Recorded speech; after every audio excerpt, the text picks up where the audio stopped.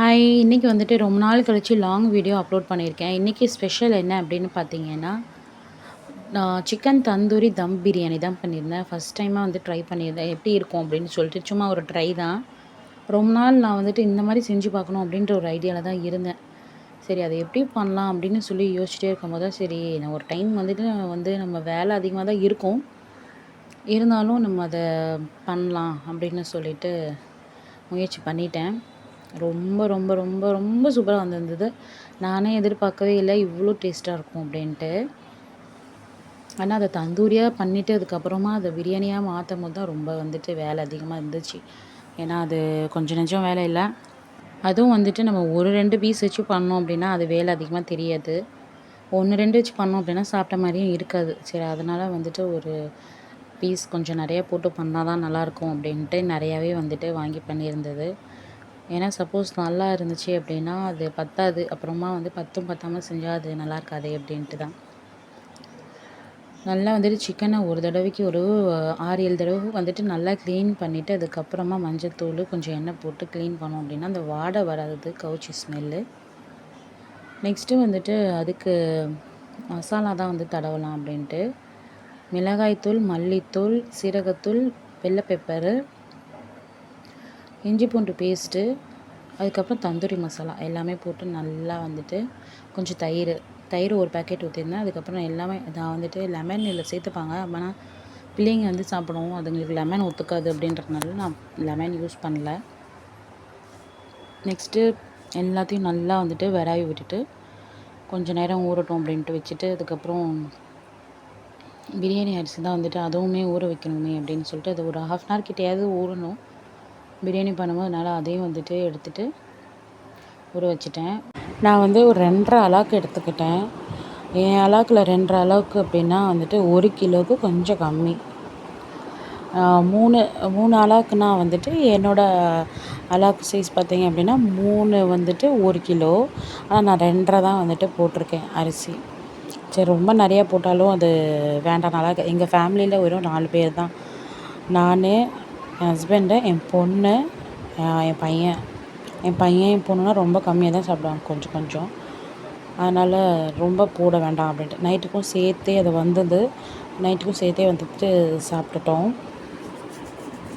இந்த மாதிரி நம்ம சிக்கனை வந்துட்டு ஃபஸ்ட்டு விராப் பண்ணிக்கணும். இது வந்துட்டு நான் ஃபாயில் பேப்பரில் தான் விராப் பண்ணேன். ஆனால் பெட்டர் ஃபாயில் அவாய்ட் பண்ணுறது நல்லது தான். ஏன்னா நான் செய்யும்போது யோசிக்கல. அதுக்கப்புறமா தான் வந்துட்டு யோசனை வந்துச்சு. சரி ஃபாயில் யூஸ் பண்ணியிருக்கக்கூடாது அப்படின்னு சொல்லிட்டு. ஏன்னா ஃபாயில் யூஸ் பண்ணாதீங்க அப்படின்ற மாதிரி தானே சொல்கிறாங்க. ஸோ அதனால் ஃபாயில் யூஸ் பண்ணியிருக்க வேண்டாம் அப்படின்னு தோணுச்சு. சரி இந்த டைம் பண்ணிவிட்டேன். இன்ஷால்லா நெக்ஸ்ட் டைம் வந்துட்டு அவாய்ட் பண்ணிப்பேன். ஃபாயில் யூஸ் பண்ண போகிறதில்ல. ஏன்னா நம்ம ஸ்ட்ரெயிட்டாகவே வந்துட்டு இட்லி குண்டால மசாலா தடவிட்டு வச்சோம் அப்படின்னாலே சூப்பராக அதுவே வந்துட்டு வெந்துடும். எப்படினாலும் ஃபாயிலில் வச்சுமே வந்துட்டு பார்த்தீங்க வேக வச்சு எடுக்கும்போது தண்ணினா வந்திருந்தது. அந்த சிக்கன்லேருந்து விட்ட தண்ணி எல்லாமே வந்து தான் இருந்துச்சு. ரொம்ப டைட்டாலாம் வந்துட்டு உங்களுக்கு அப்படியே இல்லை ஃபாயில் போட்டேன் அப்படின்றனாலாம். அதனால் பெட்டர் நம்ம ஃபாயில் அவாய்ட் பண்ணிக்கிறது நல்லது தான்.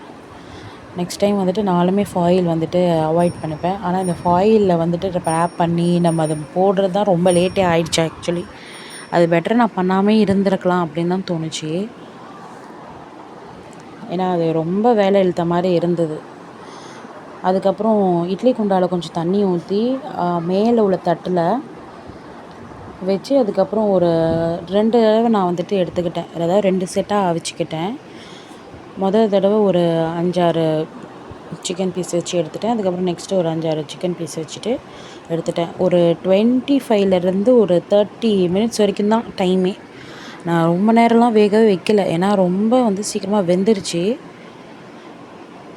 பார்த்தீங்கன்னா டேஸ்ட் பண்ணி பார்த்தேன். ரொம்ப சூப்பராக இருந்தது. என்ன அந்த சுட்ட இது மட்டும் மிஸ்ஸிங்காக இருந்தது. மற்றபடி தந்தூரி அப்படியே தான் இருந்தது. நம்ம கடையிலலாம் சாப்பிட்டா எப்படி இருக்குமோ ஹோட்டல் ஸ்டைலில் அதே மாதிரி தான் இருந்தது. வேக வச்சு எடுத்ததுக்கு அப்புறமா என்ன பண்ணணும் பார்த்தீங்கன்னா, தவா இருக்குது பார்த்தீங்களா, அதில் தான் நம்ம வைக்கணும். ஆனால் ஆயில்லாம் வந்துட்டு யூஸ் பண்ணது ரொம்ப கம்மி இதில். தவாலலாம் வைக்கும்போது நான் ஆயிலே யூஸ் பண்ணல. லேட்டஸ்ட்டாக வந்துட்டு மேலே வந்து பட்டர் மட்டும் தடவிக்கிட்டேன்.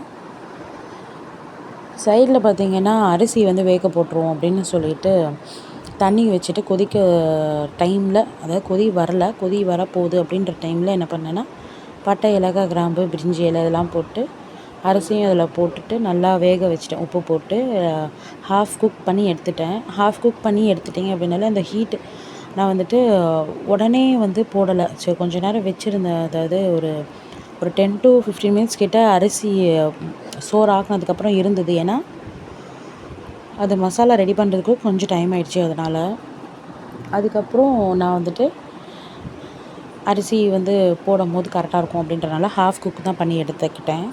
இங்கே பார்த்தீங்கன்னா நான் தவாவில் வந்துட்டு எண்ணெயே யூஸ் பண்ணல. ஏன்னா அதுவே வந்துட்டு ரொம்பலாம் வந்து கரிக்காது டக்குன்னு. ஏன்னா அது நல்லா தான் இருக்கும். ஏன்னா நம்ம வேக வச்சிட்டோம் அப்படின்றனால மசாலாவுமே வெந்துருச்சு. அதில் தவாவில் வச்சுட்டு நல்லா இந்த சைடு அந்த சைடு அப்படின்னு சொல்லிட்டு பரட்டி எடுத்தோம் அப்படின்னா நல்லா அந்த ஒரு மாதிரி தண்ணியாக இருக்கிற கொஞ்சம் தண்ணியாக சொத சொதன்னு இருக்கும் சிக்கனை. அது வந்து கொஞ்சம் ட்ரை ஆகும் தவாவில் வச்சு எடுத்தோம் அப்படின்னா. இதுக்குன்னு தனியாக க்ரில்லுக்குன்னு சொல்லிட்டு அந்த கம்பி விற்கிது. அது அம்மா வீட்டில் இருக்குது. அது வந்துட்டு நீங்கள் பார்த்தீங்க அப்படின்னா அதில் நீங்கள் வந்து இந்த மாதிரி வச்சு எடுத்தீங்க அப்படின்னா சீக்கிரமாக உங்களுக்கு வந்துட்டு ரெடி ஆயிடும். இப்போ நான் 2 கபாப் குச்சை வச்சு தான் வந்துட்டு பண்ணிகிட்ருந்தேன். இதே அந்த க்ரில் மாதிரி இருந்துச்சு அப்படின்னா நான் எல்லாமே ஒன்றா ப்ளேஸ் பண்ணிவிட்டு அடுப்பில் காட்டி எடுத்தேன் அப்படின்னா தந்தூரி டக்குன்னு ரெடி ஆகிருக்கும். பட் இதுவுமே ஈஸியான ஒரு வழி தான். நம்ம தனித்தனியாக இந்த மாதிரி பண்ண ஆனால் இன்னும் கொஞ்சம் லேட் ஆகும். ஆனால் இதுவுமே வந்துட்டு நல்லா தான் இருந்தது. கொஞ்சம் மேலே கீழேன்னு கிட்ட காமிச்சு எடுத்தேன். நல்லா வந்துட்டு சூப்பராக அப்படியே ஹோட்டல் ஸ்டைல் மாதிரியே ஆயிடுச்சு. இந்த மாதிரி லாஸ்ட்டாக வந்துட்டு அடுப்பில் வாட்டினதுக்கப்புறமா நானே எதிர்பார்க்கல இவ்வளோ டேஸ்ட்டாக இவ்வளோ ஈஸியாக இருக்கும் போது நம்ம எதுக்காக வந்துட்டு சிக்கன் 65லாம் பொரிச்சு சாப்பிட்றோம். இந்த மாதிரியே பெட்டர் நம்ம பண்ணிடலாமே அப்படின்ற மாதிரி தான் தோணுச்சு. ரொம்ப நல்லா இருந்தது. இந்த மாதிரி அடுப்பில் நம்ம காட்டினோம் அப்படின்னா அந்த கொழுப்பெல்லாம் வந்து கரைஞ்சி கொட்டிட்டு உங்களுக்கு நல்லா வந்து சூப்பராக இருக்கும். அந்த ஃப்ளேவர் செம்மையாக இருந்தது. என் பொண்ணு தான் வந்துட்டு இதை செஞ்சிட்ருக்கும்போது வாசனை தாங்க முடியாமல் வந்து வேணும் வேணும்னு கேட்டு நின்று ஆளுக்கு ஒரு பீஸ் எடுத்துகிட்டு போயிடுச்சுங்க. என் பையனும் அப்படி தான். என் பொண்ணு வந்து என் பையன் 1.5 வயசு தான் ஆகுது. இருந்தாலுமே என் பொண்ணு வந்து என்ன பண்ணுறாளோ அதே தான் பார்த்து அவன் பண்ணுவான். பிள்ளைங்களே அப்படி தானே. அது என்னடானா அவள் வந்து சாப்பிட்றான்னு சொல்லிட்டு அவனும் ஒன்று வாங்கிட்டு போயிட்டான். 2 பேரும் உட்காந்து சாப்பிட்டுட்டு இருந்தாங்க. சரி ஓகே டைமும் ஆயிடுச்சு. லன்ச் டைம் ஆயிடுச்சு. கொஞ்சம் இது ஸ்டார்ட் பண்ணது கொஞ்சம் லேட்டு தான்.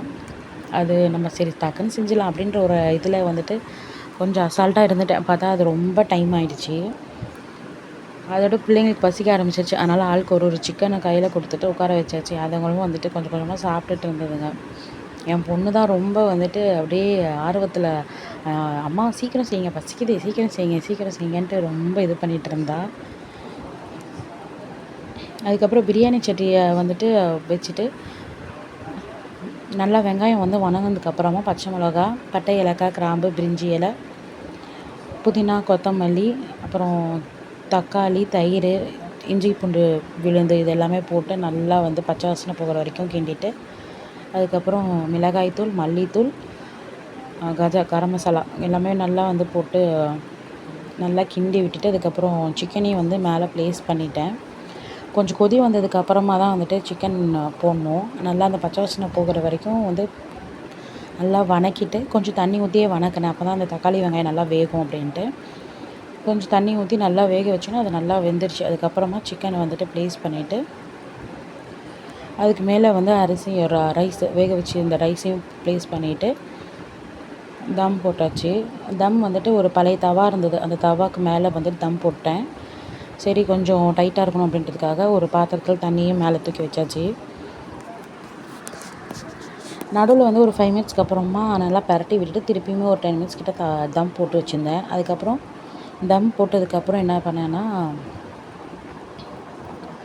எடுத்துட்டு மேலே வந்து புதினா இலை வந்துட்டு தூவி விட்டுட்டு பெரட்டணும் அப்படின்னா சூப்பராக இருக்கும். லாஸ்ட்டாக இந்த வந்து பெரட்டுறது தான் செம்மையாக நம்மளுக்கு என்னை பொறுத்த வரைக்கும் இந்த பிரியாணியை வந்து செஞ்சு முடிச்சுட்டு லாஸ்ட்டாக இப்படி பெரட்டும் போது ஒரு திருப்தி கிடைக்கும்.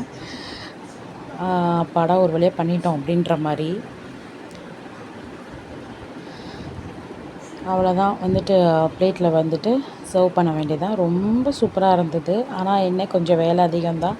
ஆனால் நான் ஃபாயில் பேப்பரில் பண்ணல அப்படின்னா ஈஸியாகவே வேலை முடிஞ்சிருக்கும். நெக்ஸ்ட் டைம் வந்துட்டு ஃபாயில் பேப்பரில் பண்ணக்கூடாது. இது ஸ்ட்ரெயிட்டாகவே வந்துட்டு வேக வச்சு எடுத்துடணும். அப்போ வந்துட்டு நம்மளுக்கு வேலை கொஞ்சம் ஈஸியாக தான் இருந்திருக்கும். கண்டிப்பாக வந்து ட்ரை பண்ணி பாருங்கள். வீடியோ பிடிச்சிருந்ததுன்னா மறக்காமல் லைக் பண்ணிக்கோங்க, ஷேர் பண்ணிக்கோங்க, சப்ஸ்கிரைபும் பண்ணிக்கோங்க. உங்கள் ஃப்ரெண்ட்ஸ்க்கெலாம் வந்துட்டு அனுப்புங்க. வந்து வீடியோ வந்து பார்த்துட்டு சப்போர்ட் பண்ணுங்கள். இந்த மாதிரி ஏதாவது புது புது ரெசிபீஸோட வந்துட்டு நெக்ஸ்ட் வீடியோவில் பார்க்கலாம். தேங்க்யூ. பாய்.